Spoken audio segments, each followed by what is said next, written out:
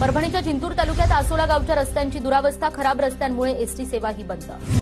रस्ता आणि ते खड्डे आहे का काय, खड्डे आहे का गिर खाल्ल्यासारखे खड्डे झाले इथं या रस्त्यात. मेन रस्ता आहे आता पुलाचा बांध पा तिथं आहे आणि खड्डे इथं झाले आतमध्ये रस्त्यात, मेन रस्त्यात खड्डे झाले.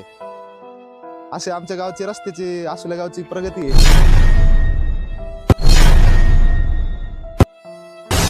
शेव रस्ता बघा, हे गिटी आहे का गिटी रस्त्याच्या खाली चालली. ह्यो रस्ता 12 फुटाचा असेल आणि ह्यो आता 10 फुटाचा रस्ता वाटायला मला.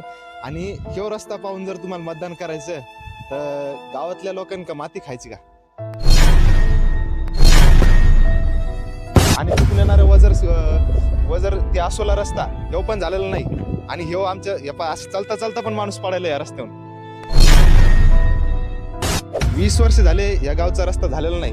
वजर सर्कल मध्ये या गावाचा विकास कधीच झालेला नाही. या गावचा रस्ता आतापर्यंत 20 वर्ष झाली या गावच्या रस्त्याला. आतापर्यंत कोणी खडीचा असा दगड पण सुद्धा टाकलेला नाही रस्त्यावर.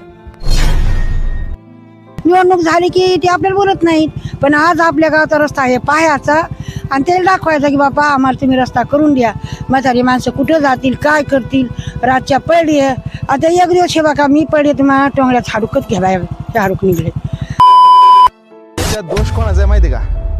कोणत्या आमदाराचा नाही, खासदाराचा नाही, कशाच नाही. दोष हे फक्त गावातल्या राजकारण्याचा आणि कार्यकर्त्याचा. कारण की त्यानं 500चं बंडल घेतल्याशिवाय गावातल्या एक मतदान फिरत नाही इकडे तिकडे. त्याच्यात मनावर रस्ता करायचा नाही.